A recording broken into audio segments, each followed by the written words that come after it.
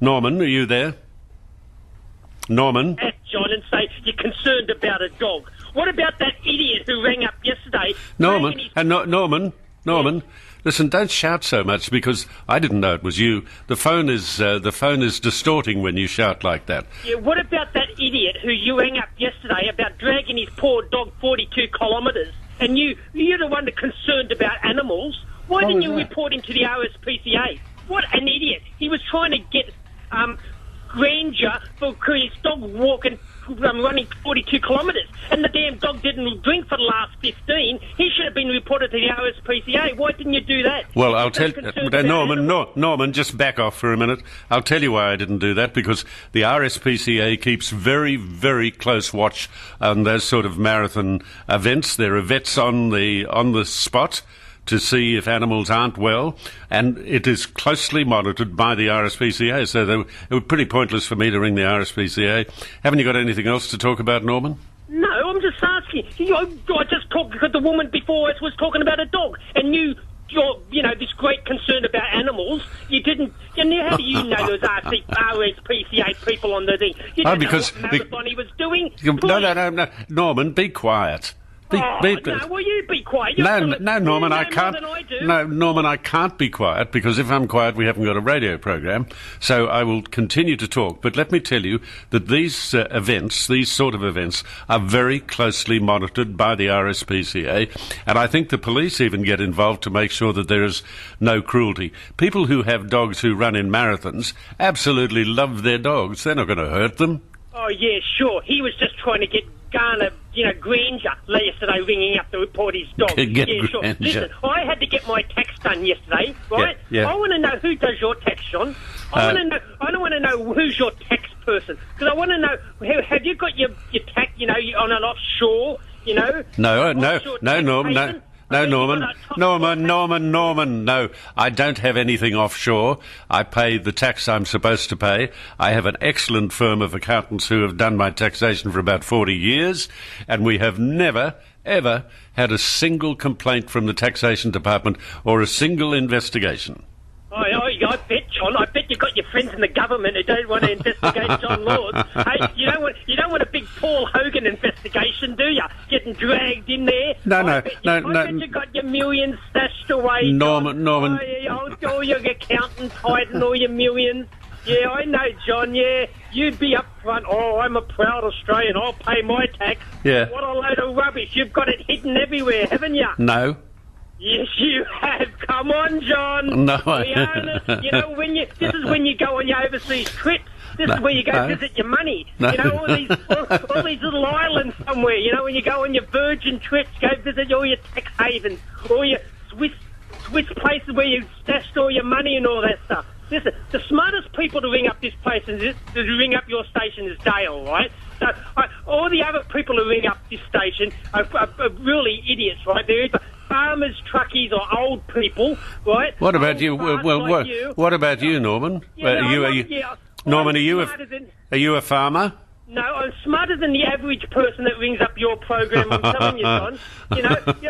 Hey, listen, do me a favour, John. This is it. Do me a favour. Yeah. You say, how you bribe people with your watches and your clocks. I don't bribe anybody. Oh, you do? Okay, listen, on Facebook, I want a picture of your clock and your watch with your ugly face on it. I want to see what people... When you give somebody a watch and a clock, I want to see what it looks like. Now, I'm sure we can accommodate you, Norman. Most people listening probably have one, okay? Because you've given away millions, and the only people who listen to this program probably just want a watch and a clock. Do you want a watch or a clock? No, you're kidding. You can stick it up your bum. Well, hang on. You just... I just want to see what the poor people that you give a watch or clock to, what ugly-looking face they're confronted with when they have to serve the time. No, all these kids that you give one to, they've got to go to school and say, look what I've got, and there's this ugly looking... I want to see if it's Photoshopped. And Norman, just hold on there a minute. It's very rude of you to talk. I'm no oil painting. I'm the first to admit it, but it's very rude of you to talk about somebody's appearance. Nobody can help how they look. If I could look like Cary Grant, I would, but I can't. The shot on the watch, how many years ago is it from, John? Oh, It's not a recent one. It's like the Queen, is it? Is it updated all the time? Yes, it is. Yes, it is. It's a recent one. Okay, so I'm waiting for it. Okay, I want a real close-up. So I want to see what it looks like. Norman. Ugly-looking face on a watch, okay? Norman. Yes, John. I don't care what you want to see. I could care less. Oh, yeah, I'm hurt, John. I'm hurt. Anyhow, you just go. You're back weird, Norman. Let me tell you, you might not be hurt, but you're weird. My psychologist friend said that you're really in love with me. Oh, yes, I do love you, John. Yeah. Listen, John, just remember, I'll outlive you. I'm sure you. I'll win this. I'll win this because you'll die before I will, okay? And then I'll win. Don't worry. I'll get the last laugh because I'll be around. You haven't got much time left. Hey, listen, Norman. You can go Norman, I don't mind if you have the last laugh because I won't hear it, will I? I know, but I'll get the satisfaction, John. I'll be satisfied that I outlasted you, John. You know, you'll be in your boxing and, and I'll be jumping up and down. Norman. Listen, why don't you go to 2CH and join your friend Cole Joy? Hey, I love Colin. He's over there now. Don't say one word that is critical about Cole Joy. I'm not. I'm just saying. Yeah, well, make sure you don't. Go over and join him. Why? I'm very happy. I'll tell you what. You spend a lot. Do you work? Of course I do. I do more work than you do. How do you know? What do you do for a job? What's your? It's none of your business. I work hard. I get up early. I get up at 3:30 in the morning. I work hard. I don't sit on my butt for 3 hours and go and take 6 and 10-week holidays like you do. I'm not a multi-millionaire. I don't have 100 cars in my garage, and that's probably worry about the fringe benefit tax, for the cars and all that stuff. Yeah, but Norman. Charge 2SM Norman. For your, to and from work and all that stuff. Norman, look, you're not doing yourself any good, carrying on like this.